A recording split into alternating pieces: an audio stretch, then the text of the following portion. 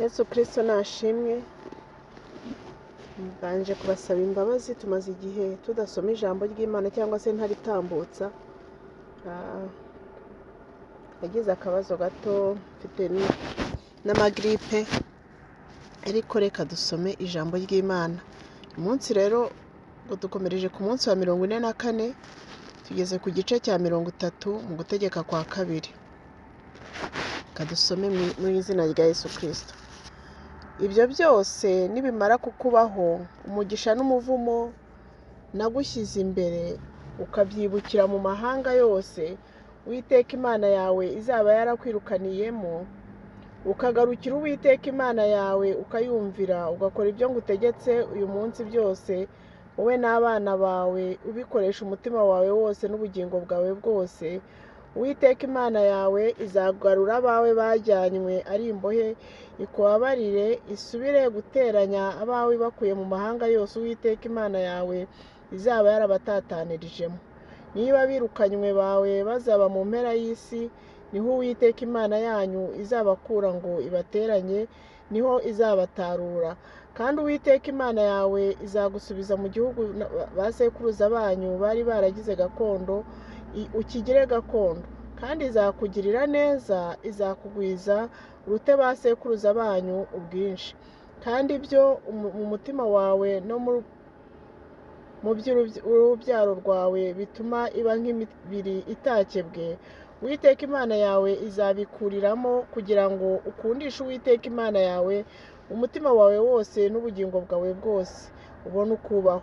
Kandi Uwiteka Imana yawe izashyira iyo mivumo yose ku babisha bawe no ku banzi bawe bazaba bakugiriye nabi. Nawe uzahindukirire Uwiteka umwumvire, witondere amategeko ye yose ngutegetse uyu munsi. Kandi Uwiteka Imana yawe izakugwiriza ibyiza by'ibikuva mu maboko byose, n'iby'imbuto zo mu nda yawe, n'iby'iz'amatungo yawe, n'iby'imyaka yo ku butaka bwawe, kuko Uwiteka azongera kwishimira kukugirira neza kuko yishimiraga ba sekuruza banyu, niba uzaba wumviye Uwiteka Imana yawe ukitondera amategeko ye y'uburyo bwose yanditswe muri iki gitabo cy'amategeko. Niba uzaba uhindukiriye Uwiteka Imana yawe, uyishakisha umutima wawe wose n'ubugingo bwawe bwose, kuko ayo mategeko ngutegetse uyu munsi atari ayo kukunanira kandi atari aya kure ngo utayageraho. Ntari mu ijuru ngo ubaze uti ninde uri butuzamukire mu ijuru ngo ayatuzanire, ayatwumvishe tuyumvire. Kandi ntari hakurya y'inyanja ngo ubaze uti ninde uri butwambukire inyanja ngo ayatuzanire, ayatwumvishe tuyumvire. Ahubwo iryo jambo rikuri bugufi cyane riri mu kanwa kawe no mu mutima wawe ngo uryumvire. Dore uyu munsi ngushyize imbere ubugingo n'ibyiza n'urupfu n'ibibi, kuko ngutegeka uyu munsi gukunda Uwiteka Imana yawe no kugenda mu nzira ikuyoboye no kwitondera ibyo yategetse n'amategeko yayo n'amateka yayo, kugira ngo ubeho ugwire, Uwiteka Imana yawe iguhere umugisha mu gihugu ujyanwamo no guhindura. Ariko umutima wawe nuteshuka ntuyumvire, ukoshywa ukikubita imbere y'izindi mana ukazikorera, uyu munsi ndababwira yuko muzarimbuka ntimuramire mu gihugu mwambuka Yorodani mujyanwamo no guhindura. Uyu munsi ntanze ijuru n'isi ho abahamya bazabashinja yuko ngushyize imbere ubugingo n'urupfu n'umugisha n'umuvumo. Nuko uhitemo ubugingo ubone kubaho, wowe n'urubyaro rwawe.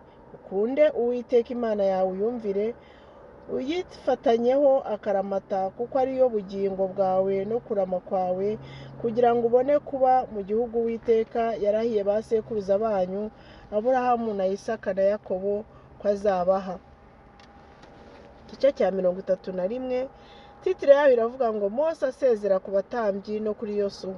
Mose arongera abwira Abisiraheli bose aya magambo, arababwira ati uyu munsi maze imyaka 120 mvutse, singishobora gutambagira. Ndetse Uwiteka yarambwiye ati ntuzambuka Yorodani. Uwiteka Imana yanyu ubwayo izambuka ibagiye imbere, irimbura ayo mahanga abari imbere uyahindure.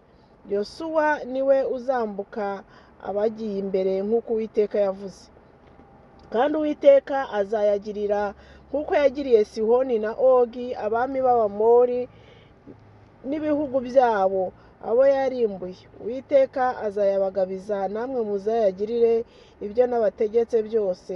Mukomere mushikame, ntimubatinye, ntimubakukire imitima, kuko Uwiteka Imana yawe ubwayo izakujya imbere, ntizagusiga, ntizaguhana. Mose ahamagara Yosuwa amubwirira imbere y'Abisiraheli bose ati, komera ushikame, kuko uzajyana n'aba bantu mu gihugu Uwiteka yarahiye ba sekuruza ko azabaha, nawe uzakibaheshaho gakondo. Uwiteka ubwe azakujya imbere, azabana nawe, ntazagusiga, ntazaguhana. Ntutinye, ntukuke umutima. Mose yandika ayo mategeko ayaha abatambyi b'Abalewi baremerwa isanduku y'isezerano ry'Uwiteka n'abakuru b'Abisiraheli bose. Mose arabategeka ati, uko imyaka 7 ishize mu gihe cyashyizweho n'Uwiteka cy'umwaka wo guhara, mu minsi mikuru y'ingando, Abisiraheli bose bazanywe no kubonekera imbere y'Uwiteka Imana yawe ahantu izaba yaratoranije. Uzajya usomera aya mategeko imbere y'Abisiraheli bose bayumve. Uzajya uteranya abantu, abagabo n'abagore n'abana bato, n'umusuhuke n'umunyamahanga uri iwanyu, kugira ngo bayumve, bayige, bubahe Uwiteka Imana yanyu, bitondera amagambo yose y'aya mategeko bayumvire, no kugira ngo abana babo batigeze kuyamenya bayumve, bige guhora bubaha Uwiteka Imana yanyu igihe cyose muri mu gihugu mwambuka Yorodani mujyanwamo no guhindura. Uwiteka abwira Mose ati, dore igihe cyawe cyo gupfa kigeze bugufi. Hamagara Yosuwa mwiyerekane mu ihema ry'ibonaniro, mbone kumwihanangiriza. Mose na Yosuwa baragenda biyerekana mu ihema ry'ibonaniro. Uwiteka abonekera muri iryo hema ari mu nkingi y'igicu. Iyo nkingi ihagarara hejuru y'umuryango w'iryo hema. Uwiteka abwira Mose ati, dore ugiye gusinzirana na ba sekuruza banyu. Aba bantu bazahaguruka bararikire izindi mana, ari byo bigirwamana by'igihugu aho bazajya gutura muri bene cyo, bandeke bice isezerano ryanjye nasezeranye nabo. Maze icyo gihe bazikongereza uburakari bwanjye, nanjye mbareke mbime amaso, batsembwe, bagibweho n'ibyago byinshi n'imibabaro myinshi. Muri icyo gihe bazabaza bati, igituma ibi byago bituzaho si uko Imana yacu itari muri twe? Icyo gihe nzabima amaso nta kabuza, mbahora ibyaha byose bazaba bakoze byo guhindukirira izindi mana. Nuko none mwandike iyi ndirimbo, uyigisha Abisiraheli, uyibatoreze, kugira ngo iyi ndirimbo imbere umuhamya ushinja Abisiraheli, kuko bazahindukirira izindi mana bakazikorera, bakansuzugura, bakica isezerano ryanjye, nimara kubajyana mu gihugu cy'amata n'ubuki narahiye ba sekuruza ko nzabaha, bakamara kurya no guhaga no kubyibuha. Kandi nibamara kugibwaho n'ibyago byinshi n'imibabaro myinshi, iyi ndirimbo izaba umugabo uhamiriza imbere yabo, kuko itazibagirana ngo ive mu kanwa k'urubyaro rwabo. Nzi ibyo mu mitima yabo biyerekana, nanone ntarabajyana mu gihugu narahiye ko nzabaha. Kuri uwo munsi Mose yandika iyi ndirimbo ayigisha Abisiraheli. Kandi Uwiteka yihanangiriza Yosuwa mwene Nuni ati, komera ushikame, kuko uzajyana Abisiraheli mu gihugu narahiye ko nzabaha, nanjye nzabana nawe.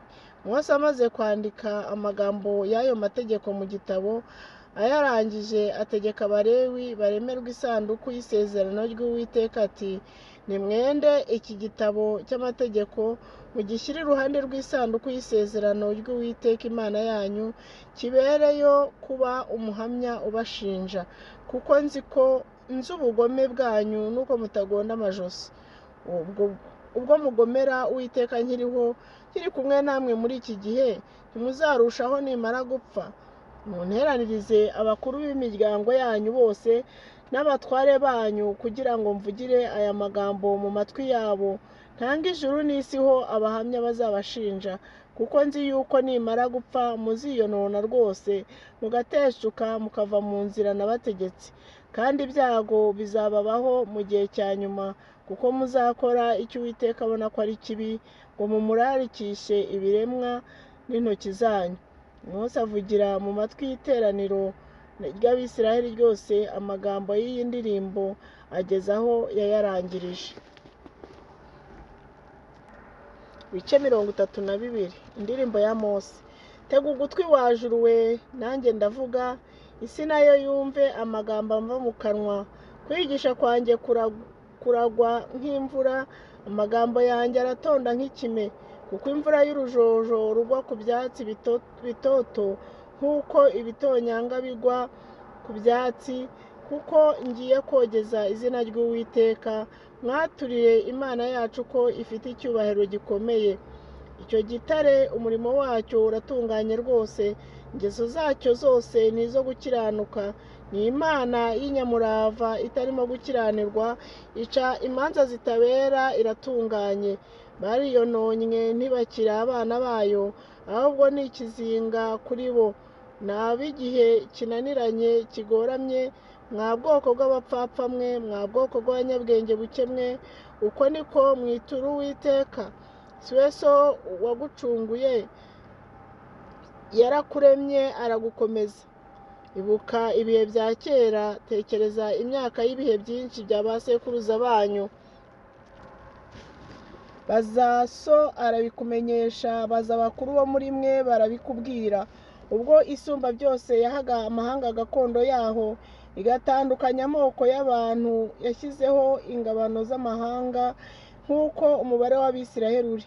Kuko ubwoko bw'Uwiteka ari bwo gakondo ye, aba Yakobo ari bo mugabane w'umwandu we.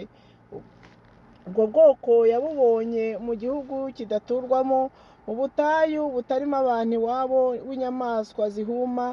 Arabugota, arabakuyakuya, aburinda nk'imboni y'ijisho rye. Nk'uko ikizu gikangura ibyana byacyo, kigahungiriza amababa hejuru yabyo, kigatanda amababa kikabijyana, kikabiheka ku mababa yacyo, niko Uwiteka yari umuyobora wabwo wenyine, nta mana y'inyamahanga yari kumwe nabwo. Yarabuzamuye ibutambagiza mu mpinga y'imisozi yo mu isi, burya umwero wo mu mirima, ibuha kunyunyuza ubuki bwo mu rutare, n'amavuta ya elayo yo mu gitare kirushaho gukomera, n'amata y'inka n'amatamatama. Abuha ibinure by'abana b'intama, n'amapfizi y'intama y'i Bashani n'ihene, n'ingano zihunze zirushaho kuba nziza, nk'uko urugimbu rwo ku mpyiko rumeze.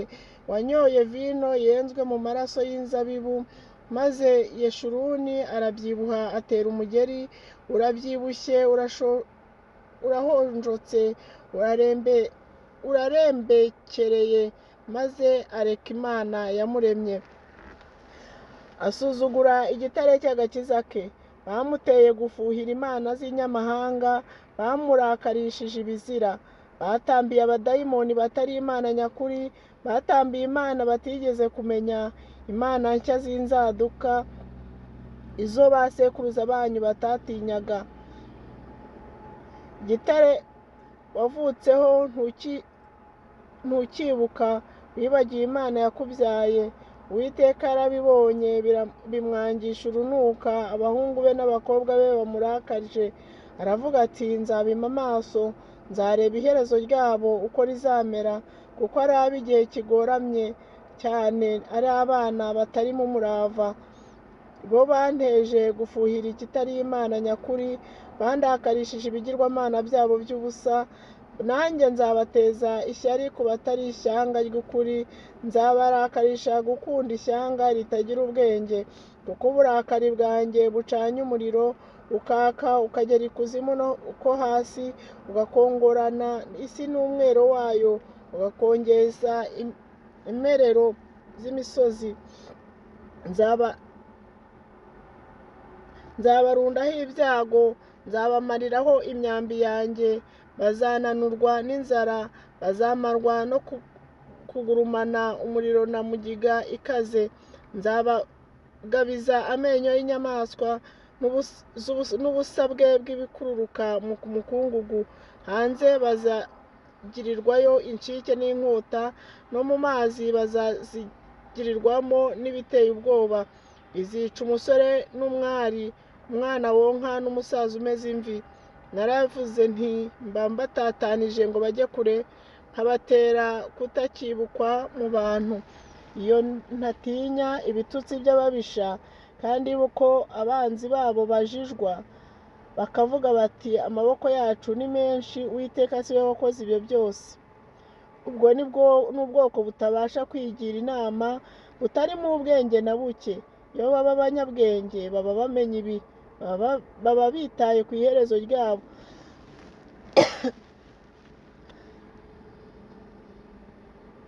Umwe yabashije ate kwirukana igihumbi cyabo?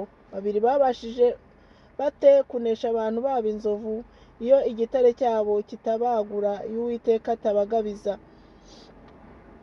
Kuko igitare cya ba bandi kidahwanye n'icyacu, nubwo ababisha bacu ubwabo ari bo baca urubanza rw'ibyo. Uruzabibu rwabo rwaturutse rw'i Sodomu, no mu mirima y'i Gomora. Inzabibu zabo ni amabamba, amaseri yazo arasharira. Vino yabo ni ubusagwe bw'ibiyoka n'ubusagwe bukaze bw'impiri. Ibyo ntibibitsweho ndi, ntibishyizwe mu bubiko bw'ubutunzi bwanjye, bukingishijwe igishyizweho ikimenyetso. Guhora no kwitura ni ibyanjye, ubwo ibirenge byabo bizadandabirana. Kuko umunsi w'ibyago byabo uri bugufi, kandi ibigiye kubazaho bizatebuka. Kuko Uwiteka azacira urubanza ubwoko bwe, azababarira abagaragu be, nabona yuko amaboko yabo ashize, kandi ko hatagira usigaye w'imbata cyangwa w'umudendezo. Azabaza ati imana zabo ziri he, igitare bahungiragaho? Imana ziri he zaryaga urugimbu rw'ibitambo byabo, zikanywa vino y'amaturo yabo y'ibyo kunywa? Nizihaguruke zitabare mwebwe, zibakingire zibarinde. Nuko mumenye yuko njyewe ubwanjye ari njye Mana, kandi yuko nta yindi Mana ifatanya nanjye. Ni njye wica, ni njye utanga ubugingo. Nakomerekeje, ni njye ukiza. Ntawe ubasha gukiza uwo mfashe mu kuboko kwanjye. Kuko manika ukuboko kwanjye nkagutunga mu ijuru, nkarahira nti nk'uko ari ukuri yuko mporaho iteka ryose. Uko nkaje inkota yanjye irabagirana, ukuboko kwanjye kugafata amateka. Nzahora ababisha banjye, nzitura abanyanga. Inkota yanjye izarya inyama, nzasindisha imyambi yanjye amaraso y'abishwe n'ay'abafashwe mpiri, n'ay'imitwe y'abatware b'ababisha. Banyamahanga, mwishimane n'ubwoko bwayo, kuko izahorera amaraso y'abagaragu bayo, igahora ababisha bayo, kandi izahongerera igihugu cyayo n'ubwoko bwayo. Mose araza avugira amagambo yose y'iyo ndirimbo mu matwi y'abantu, afatanije na Yosuwa mwene Nuni. Mose arangije kubwira Abisirayeli bose ayo magambo yose, arababwira ati mushyire imitima yanyu ku magambo yose mbahamirije uyu munsi, muzayategekere abana banyu kugira ngo bitondere amagambo yose y'ayo mategeko bayumvire. Kuko kuyitondera atari icyoroheje kuri mwe, ahubwo ari cyo ubugingo bwanyu, kandi ari cyo kizabahesha kuramira mu gihugu mwambuka Yorodani mujyanwamo no guhindura. Uwo munsi Uwiteka abwira Mose ati zamuka uyu musozi wa Nebo wo mu misozi ya Abarimu, uri mu gihugu cy'i Mowabu, ahateganye n'i Yeriko. Witegera igihugu cy'i Kanani mp'Abisirayeli ho gakondo. Upfire kuri uwo musozi uzamutse, usange ubwoko bwawe nk'uko Aroni mwene so yapfiriye ku musozi Hori agasanga ubwoko bwe, kuko mwancumuriyeho hagati mu Bisirayeli ku mazi y'i Meriba y'i Kadeshi yo mu butayu bwa Zini. Ntimwerekanira kwera kwanjye hagati mu Bisirayeli. Uzitegere igihugu kikuri imbere, ariko ntuzajya muri icyo gihugu nk'Abisiraheli. Imana rero ibagirire neza. Dusoje ibice 32, tuzakomeza n'ibice 33.